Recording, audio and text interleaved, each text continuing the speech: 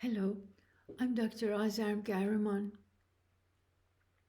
This presentation was originally part of a longer lecture that I gave to a live audience of therapists, physicians, spiritual guides, teachers, and other professionals.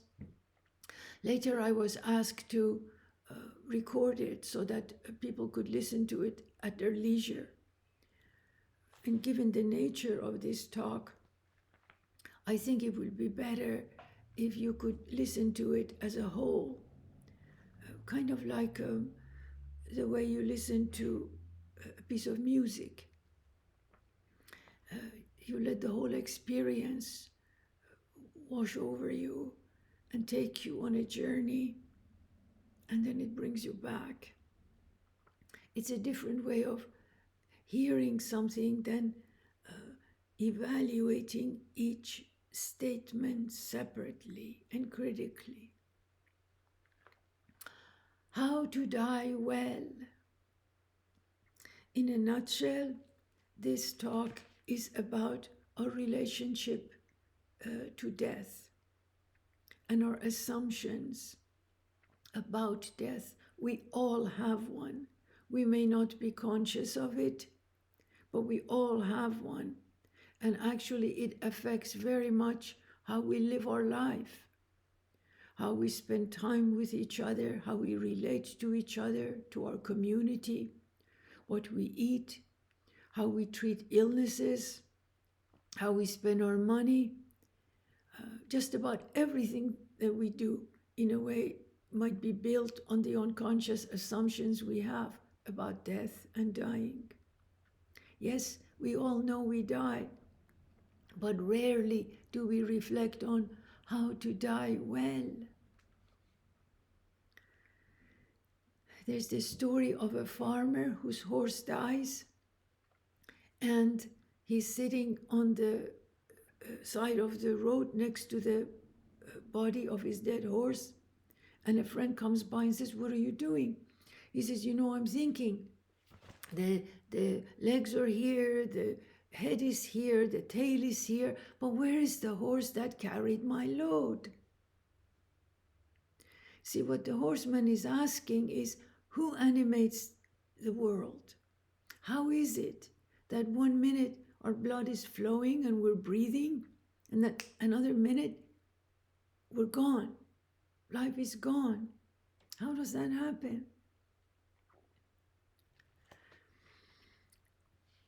Ancient cultures have always wrestled with these mysteries.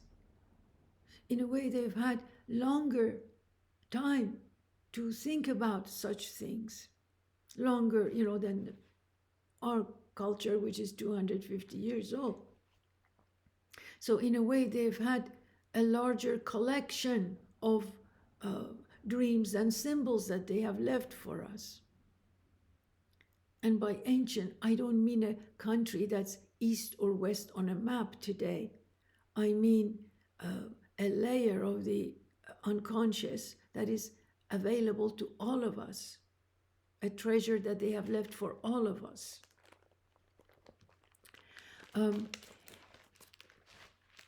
If we look at the symbols and myths that they have left for us, we might get a glimpse of what they thought about birth and death.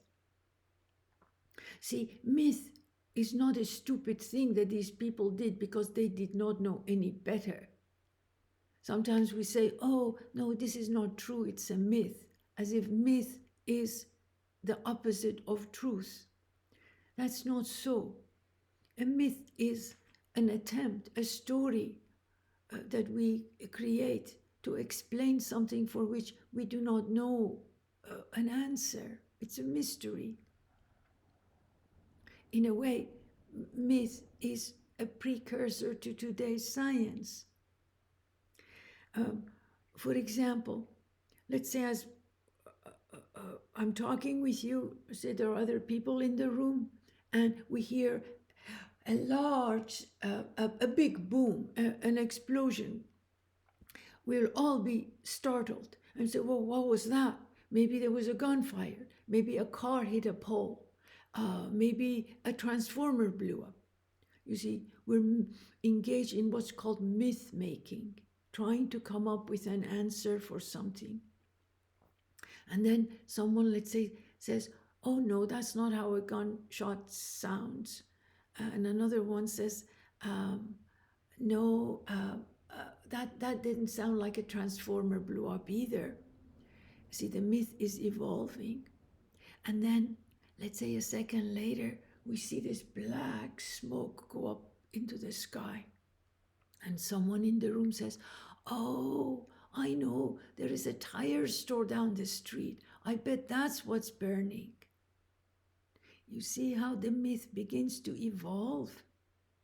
And it approaches maybe more and more the reality of what's actually happening. Today, for example, we don't believe in demons that cause illnesses. We call them viruses. So the myth evolves. Now, how did these ancient cultures view life and death? Now, if we look at the collection of symbols and myths that they have left for us, it seems like their view of life, their intuition of life, their myth of life was based on a polarity between two equal and opposite poles. These poles are opposite, like high and low, light and dark, matter and spirit, birth and death, male, female. They're opposite, but they're not contradictory. They're complementary. And somehow they had an easier time holding these two poles simultaneously in a way that we struggle to do today.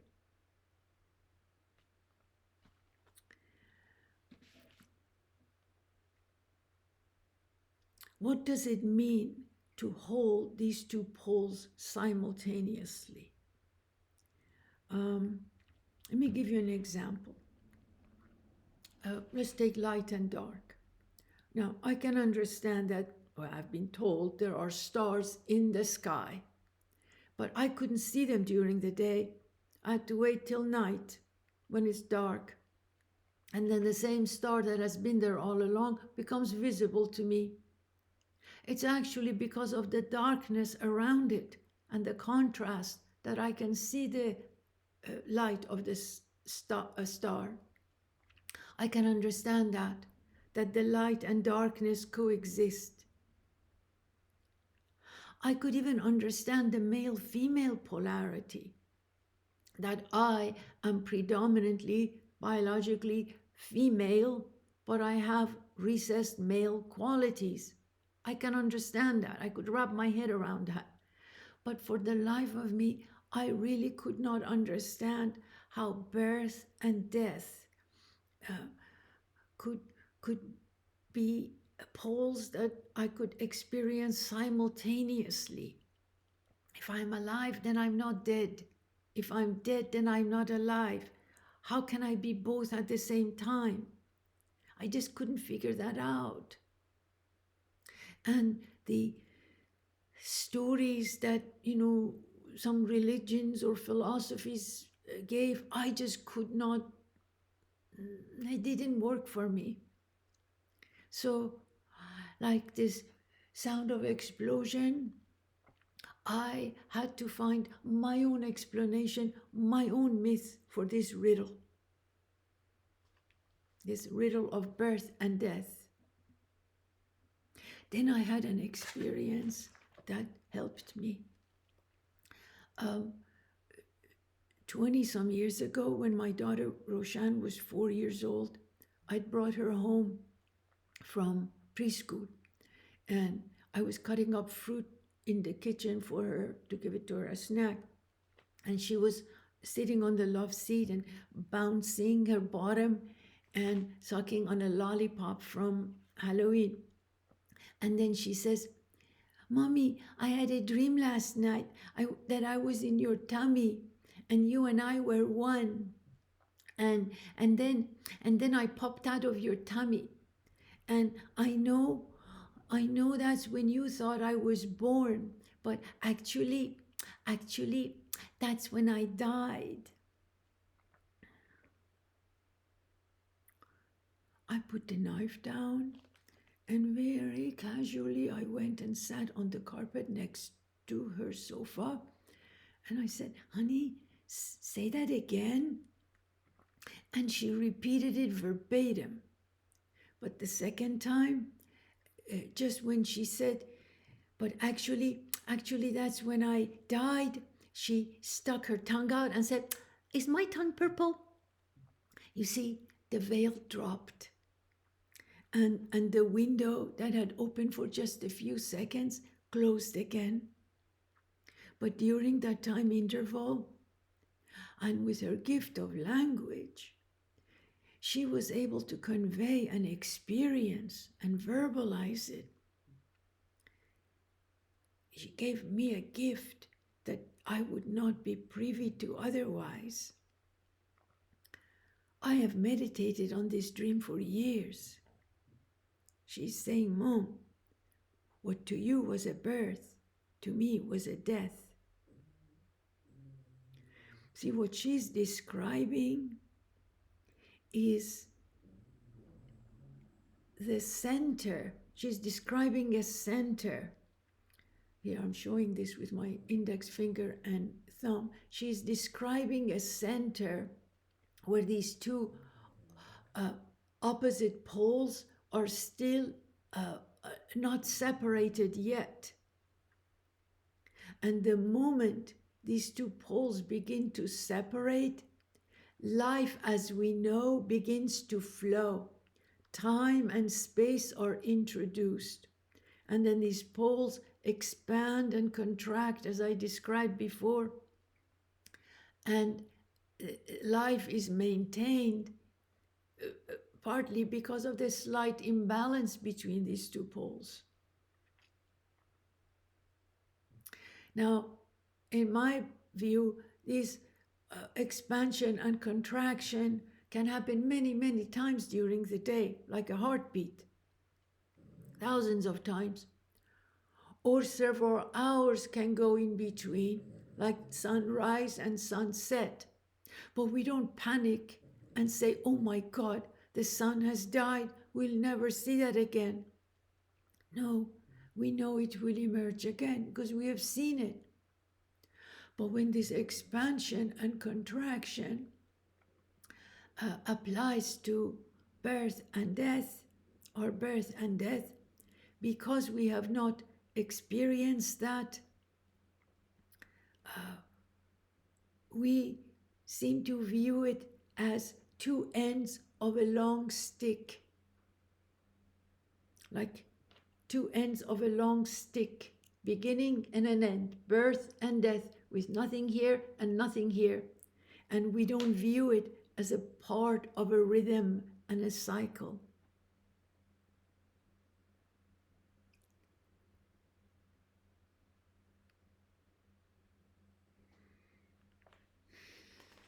This expansion and contraction in the case of our birth and death can take place 40, 50 years before the poles come back to again together. We have not experienced that ourselves, and we have a hard time wrapping our head around that. So did I, until this dream and this conversation that I had with her. That's the first time that I was able to experience this image that's embedded in her dream. Because what she's describing is really the simultaneous experience of these paradoxical opposites. This dream provides a framework for my entire talk today, because the image really holds the essential task for all of us in life, how to experience these two poles simultaneously.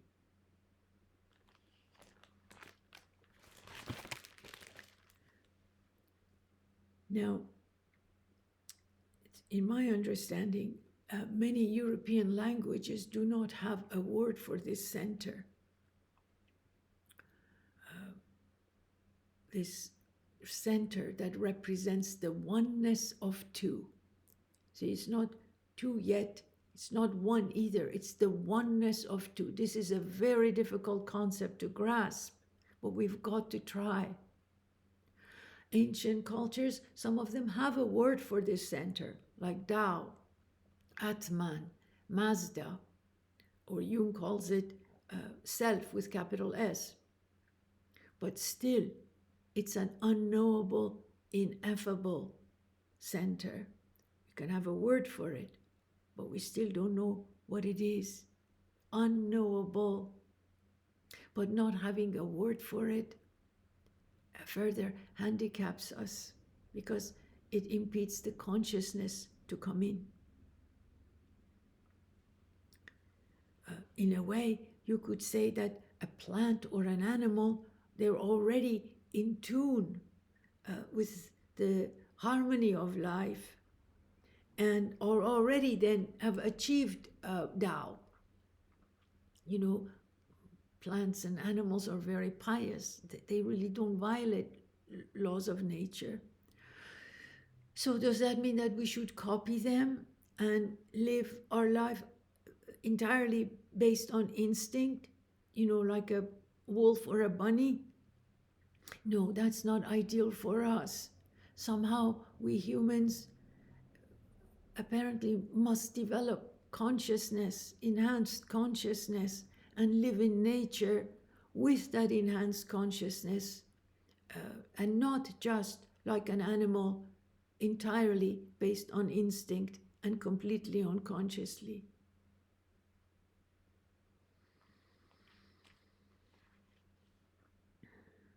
This is the aim of life, in a way, to develop and move toward wholeness and enhanced consciousness. Carl Jung called that individuation. And all spiritual practices, from yoga to psychotherapy to alchemy, all of them, their aim is to move toward wholeness and individuation. This fully becoming who we are, individuating, involves first an adequate unfolding of the two poles, and then their reconciling or coming back together in a new way. This is very important. The point is not for these poles to expand and then contract. Then why would that happen? It's not this and this. So they unfold, there's a differentiation, and then when they come back together, it's a new way. And a good way of visualizing it is in a spiral movement, unfold and come together in a new way, spiraling throughout life. Those of you who are steeped in the biological model, the double helix, the DNA, is a beautiful symbol for this process. Opening, spiraling, coming together. That's enhanced, intensified consciousness of all pairs of opposite throughout life. Masculine, feminine is one of the pairs, and it does not represent individuation per se. I know now, of course, we want to integrate masculine, feminine into our growth. That's fine and very good, but it itself is not complete.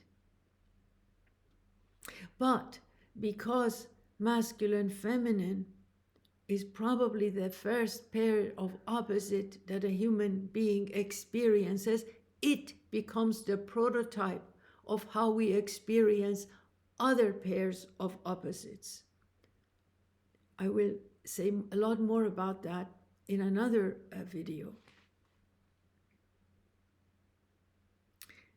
what I just said about this masculine, feminine has created a great deal of confusion for us in this culture, which is why I'm devoting a whole separate talk to it.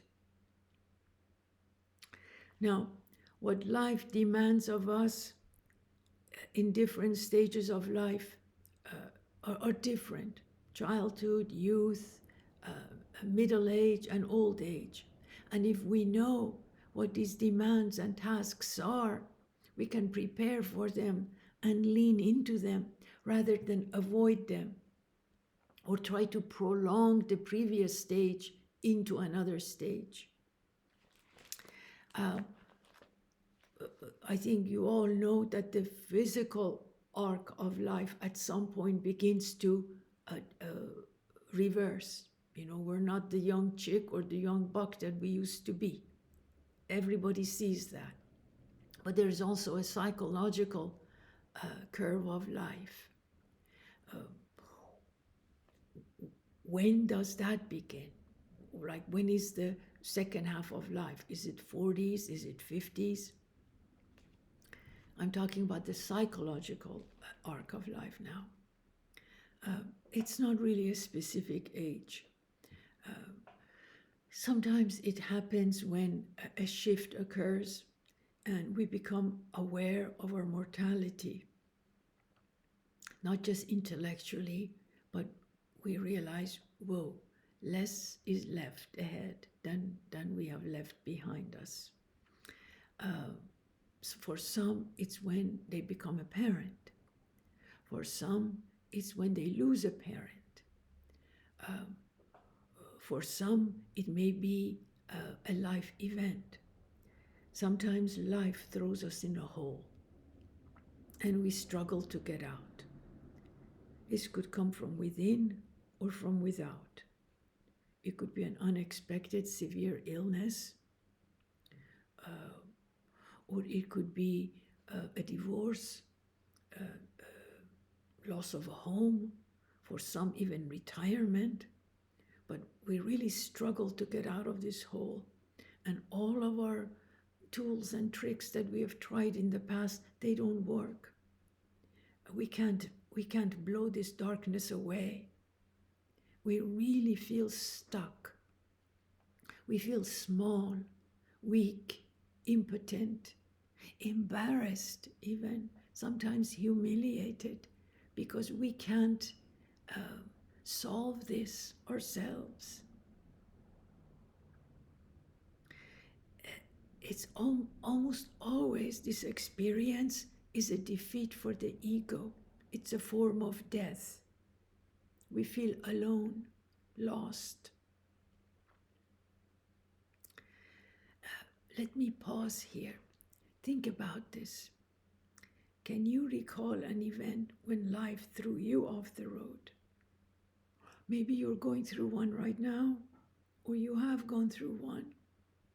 And if you haven't, it's good to know about this so that if you do go through one, you can remember this talk and lean into it and maybe have an idea of what's happening to you. This kind of a life-changing event is the hallmark of a psychological inflection point in life. You see, the psychological arc of life had been ascending, and then we have this experience, and then it's as if it begins to shift direction. It shifts the direction of our gaze in life. See, up to that point, our gaze, for some of us, may have been going out toward the world, extroversion. For some, the gaze may have been mainly toward the unconscious, introversion. But with inflection point, the direction of the gaze shifts. For both, it shifts and it becomes more toward the central version. And so it really feels like we have been turned around. It feels disorienting at times, It is disorienting because we have been reoriented. And if we know what it is and lean into it, it can be transformative and enlarge the personality. I didn't say make us a bigger person.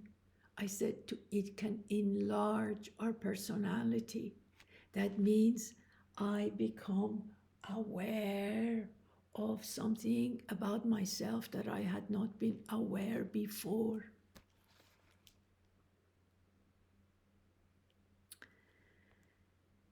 This kind of experience that I just described is what's called a religious experience, and can lead to a religious attitude for the rest of our life if we allow it. Now, I realize that the moment I use words like religion or spirituality or God, that you may have a reaction. These words are so burdened with baggage and history and confusion that we don't even know how to hear them anymore. And for some of us, they even churn our stomach. I can understand that. And there are so many spiritual practices that actually get in the way of these understandings. There are two etymologies for the word religion. I think it's really important to know that. The first etymology is derived, it says that the word religion, religio, is derived from religare, which means to link back, to bind. And that's the etymology that was used by the church fathers. The second etymology sees the word religio deriving from religere. This is the etymology that Carl Jung was more fond of. And it means a careful consideration of what surrounds something. It's the opposite of the word neglect. It means to go around, to recollect, and be aware of the environment that surrounds something. So for him, to have a religious attitude means to pay attention to the surrounding of things that connect to something else. This is how I understand Jung when he was saying, when he was using those words, and why he was saying that developing a religious attitude is the essential task in the second half of life. He said that the fundamental question facing a human being is whether he feels connected to something infinite. To something infinite. Jung believed that the religious function resides within the psyche, that we have a spiritual instinct, that instinct is not derived from other instincts, it's its own instinct, that humans have always needed to live a meaningful and purposeful life and to connect to something larger than themselves. Humans have forever called anything that has been more powerful God. God is the stronger in him. Has always called something that is more powerful divine or demonic. This is a psychological experience of that which is more powerful. It is a psychological experience of God. It has nothing to do with religious, Christian dogma.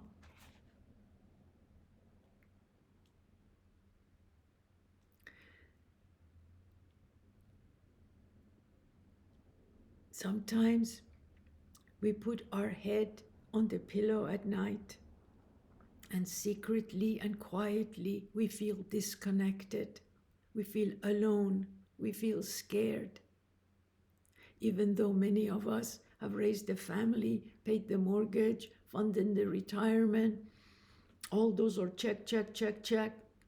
But when we have a private pillow talk, we don't really know what we're supposed to do in our old age and how to live the last 15, 20 years that are left of our lives. That represents a state of alienation and remoteness from the center. You know, I think you already know this, but let me show you an example. See, here's a cluster of grapes. Anyone who buys grapes knows that they stay longer if you just leave them here on the vine and not pluck them and store them separately. Even grapes know in a way that to stay connected to their source, to the center, gives them a fuller and more vitality of life. I guess what I want to ask is, what represents that vine for you?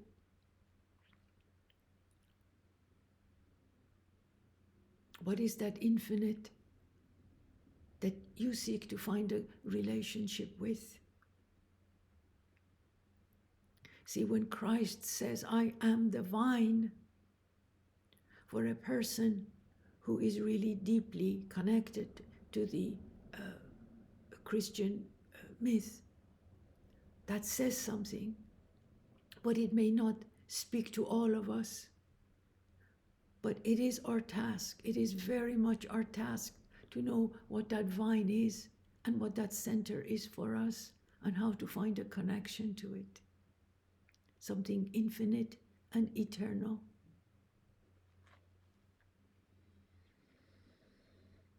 The more we approach the center and have a connection, a conscious connection to it, the more life feels purposeful and meaningful. You don't even have to wonder what the purpose of life is. You know it. You feel it. It feels like being reborn and being given a new life with all the symbols of new life as they appear in dreams, like fresh green grass, a bird nest, lambs, babies, birds,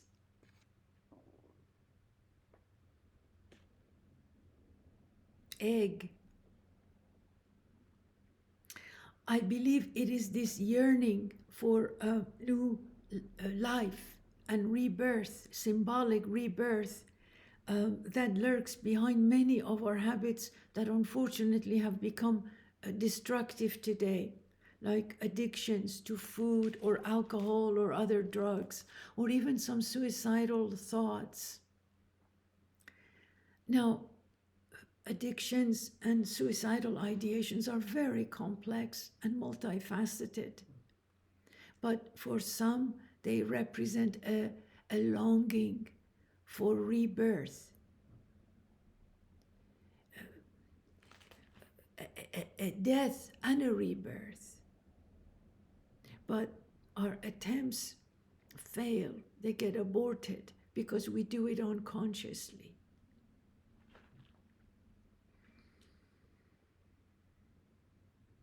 And so no new life comes out of it because the potential is gone. You see, in a way, transformation is like a second birth. It's a birth to a body that can now become a container, a vessel for the growing new spirit, a spirit of a new self.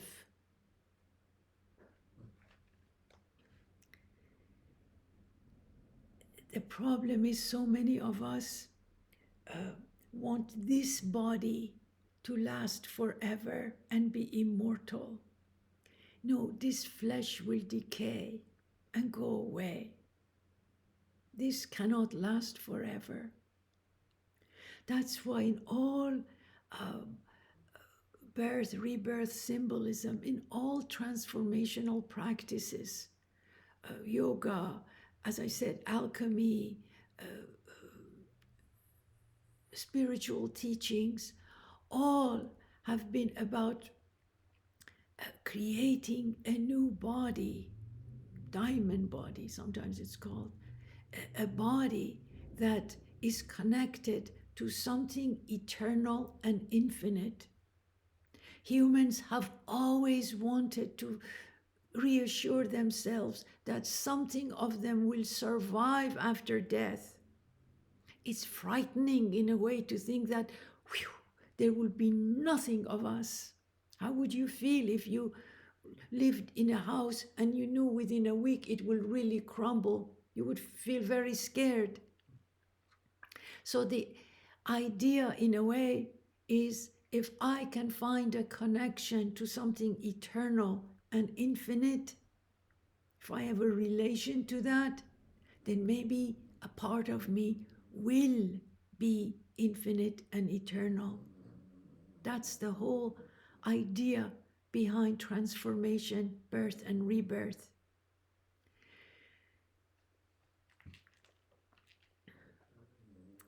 In all of these transformational practices, there is a connection between body and the new spirit, between matter and spirit, if you pay attention. For example, grass is transformed into grain, into bread, into host. Osiris is the son of the earth, is the wheat that every year resurrects and is born again. You see the connection between grain and host? Another example, fruit is transformed into juice, is transformed into wine or intoxicant. Matter and spirit. Wood is transformed into flame, into light. Matter, something infinite and eternal. It's very important to maintain an awareness of the connection between the two. Any spiritual practice that loses sight of the connection between matter and spirit, I'd say you're off the road. This becoming who we are, moving toward wholeness, a spiral movement toward transformation, must maintain a connection to the body.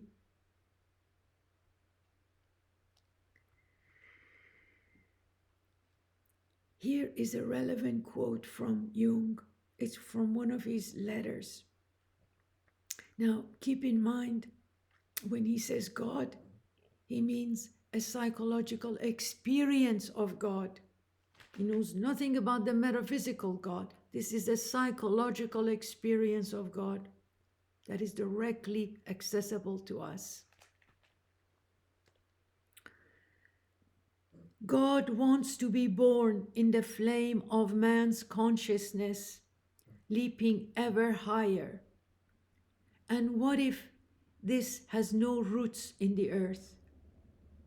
If it isn't a house of stone where the fire of God can dwell, but a wretched straw hut that flares up and vanishes, could God be born? One must be able to suffer God. That is the supreme task for the carrier of ideas. He must be the advocate of the earth. God will take care of himself. My inner principle is Deus e homo. God needs man in order to become conscious, just as he needs limitations in time and space.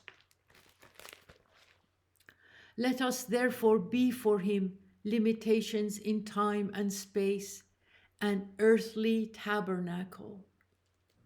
Tabernacle is another vessel. What he is saying is what to us is experienced as unfolding of our personality and individuation, from the self's point of view, is viewed as embodiment and incarnation. Carnis means flesh. Another man, some 700 years ago, before Jung, described this body in the language of poetry. You know him as Rumi. We Persians know him as Molavi. This is what he says. Listen to the longing that's embedded in the music. باد تویی سبو منم آب تویی و جو منم مست میان کو منم ساقی من سقای من. It's so beautiful. He says, you are the wine, I am vessel. You are the water, I am riverbed. I, a wandering drunk in the alley of life. Oh, my wine and water bearer. Let me elaborate a little on this line based on my understanding. A wine is kept in a much bigger container, and a wine bearer, her name is Saqi, it's a prominent figure in mystical Persian poems, dips into that and pours a small amount of it in Rumi's cup or chalice.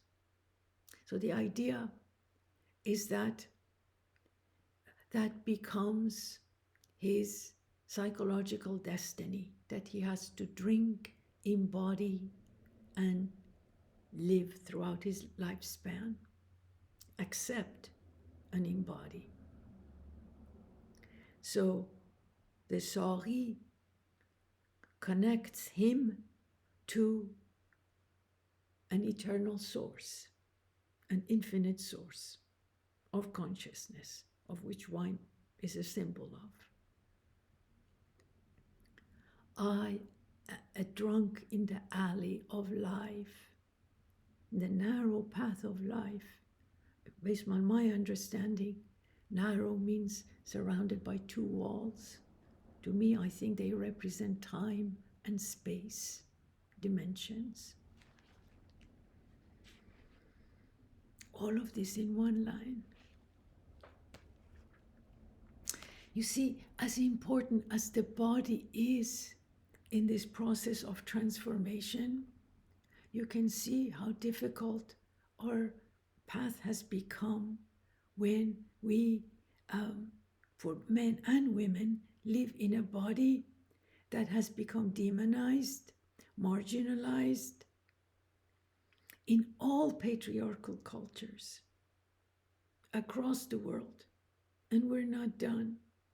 Most of us, men and women, still relate to our body in a distorted and objectified way.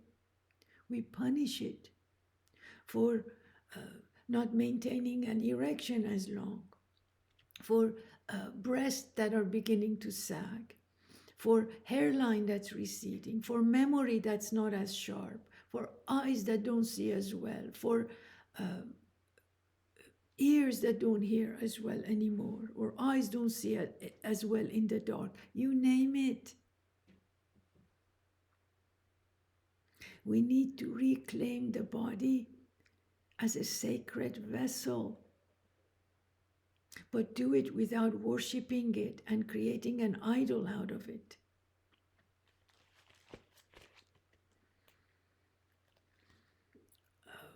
Rumi's poem, like Jung's quote, they show that they knew that we don't get our light, that our light doesn't come from us. We get it from another source.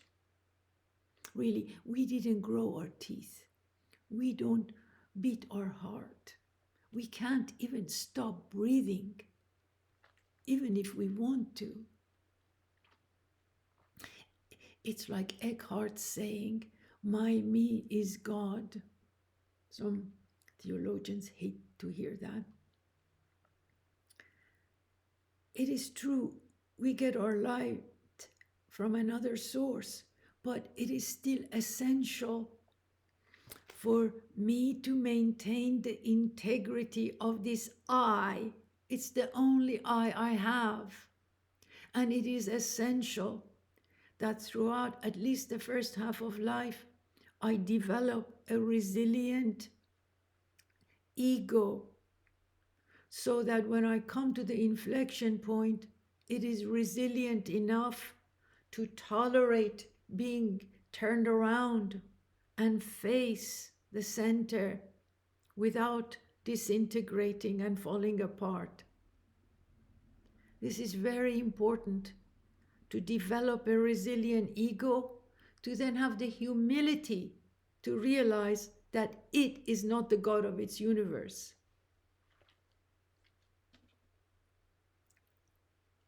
This talk would be poison for an adolescent and a junior high student. Their arc still must ascend. But for us in the second half of life, it's medicine.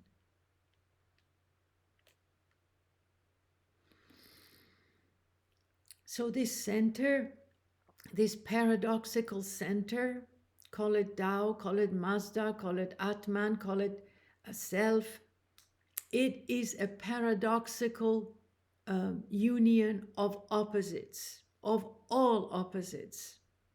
And to the extent that I am in relationship with this center, conscious relationship with this center, I become a co-worker, so to speak.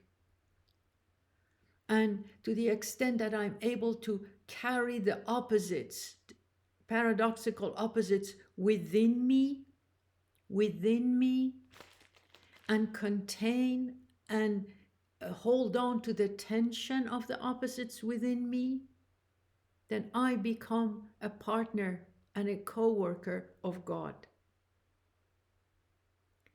The more I can contain the opposites within me without splitting them, the less then I will need to split them and let them go outside of me into the community.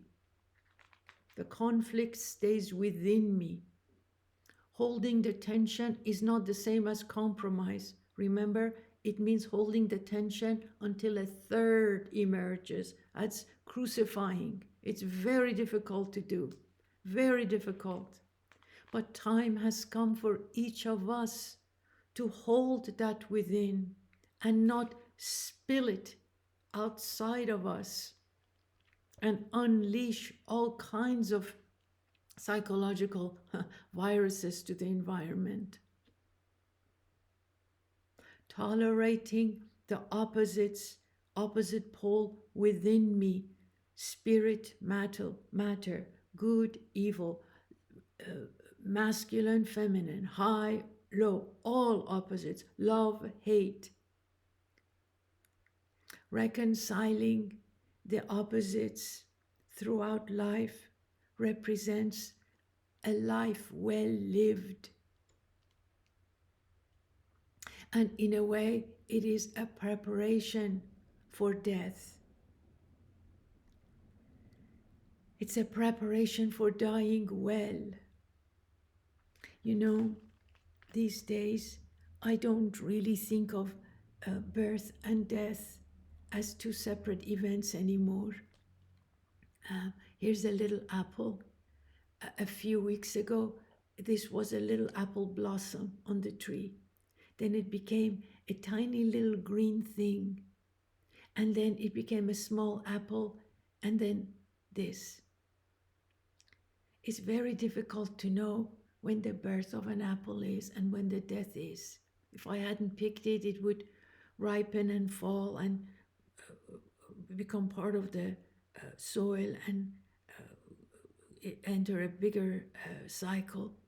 But it's very difficult to know when the birth and when the death of an apple is. It seems like an apple is always becoming. And that's how I really begin where I am in life. When all opposites are reconciled through intensified and broader consciousness, we call that death. Death is the goal of life. And my wish is to know how to die well. Thank you for listening.